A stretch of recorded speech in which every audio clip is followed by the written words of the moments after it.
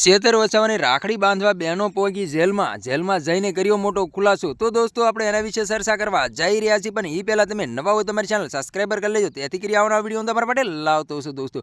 તો દોસ્તો તમને ખબર હતી કે જે ફોરેસ્ટ અધિકારીમાંથી જે શેતર વસાવે હુમલો કર્યો હતો એના કેસની અંદર શેતર વસાવાની 7 વર્ષની સજા ફટકારવામાં આવી છે દોસ્તો। તમને ખબર જ હશે, સાથે સાથે શકુંતલા વસાવાને પણ જેલના વાલે કરી દેવામાં આવ્યા હતા અને ખેડૂત લોકોને પણ જેલના વાલે કરી દેવામાં આવ્યા હતા। શકુંતલા વસાવાના જે ખેડૂત લોકો હતા અને 22 તારીખના દિવસે જામીનની સુનાવણી હતી દોસ્તો, એને જામીન પણ મળી ગયા છે અને જેલની બહાર પણ આવી ગયા છે, પરંતુ હજી લગી શેતર વસાવાને જામીન મળ્યા નથી દોસ્તો। તમને ખબર હશે કે જે 9 ઓગસ્ટના દિવસે શેતર વસાવાને ગુજરાત હાઈકોર્ટની અંદર જામીનની સુનાવણી હતી, 2 થી 2.5 કલાક સુનાવણી ચાલી હતી। ત્યાર પછી શેતર વસાવાની તારીખ ઉપર તારીખ આપી દેવામાં આવી છે દોસ્તો।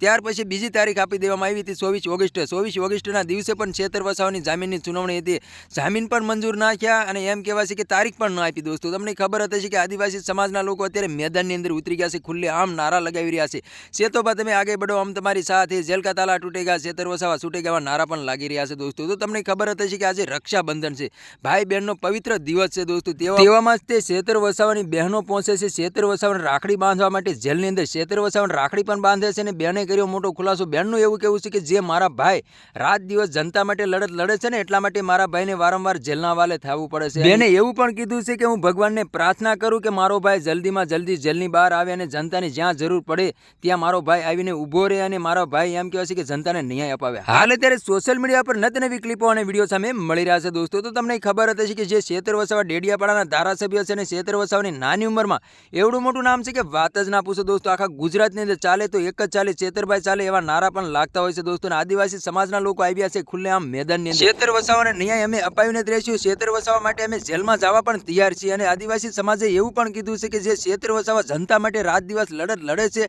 એટલા માટે ભાજપને સારું નથી લાગતું, એટલા માટે ભાજપ શેતર વસાવાને વારંવાર ફસાવીને જેલના હવાલે કરી રહી છે। તો અમે આવું નહીં ચલાવી લઈએ, શેતર વસાવાના સપોર્ટની અંદર અમે મેદાનની અંદર ઉતરવા તૈયાર છીએ અને જેલમાં જવા પણ તૈયાર છીએ અને શેતર વસાવાને ન્યાય અપાવીને જ રહીશું। હાલ અત્યારે ઘણી બધી ક્લિપો અને વિડીયો સામે મળી રહ્યા છે દોસ્તો। તો તમારે એના વિશે શું કહેવું છે દોસ્તો, કમેન્ટ કરીને જરૂર બતાવી કે દોસ્તો અમારી ચેનલમાં નવું તો ચેનલ સબસ્ક્રાઈબર કરવાનું ભૂલશો નહીં, તેથી કરી આવનારા વિડીયો તમારા માટે લાવતો છું દોસ્તો। તો આજનો વિડીયો કેમ લાઈક શેર ભર્યા, બીજા વિડીયો મળી તબ તક કે लिए जय हिंद जय भारत, मળી બીજા વિડીયો તબ તક કે लिए बाय बाय।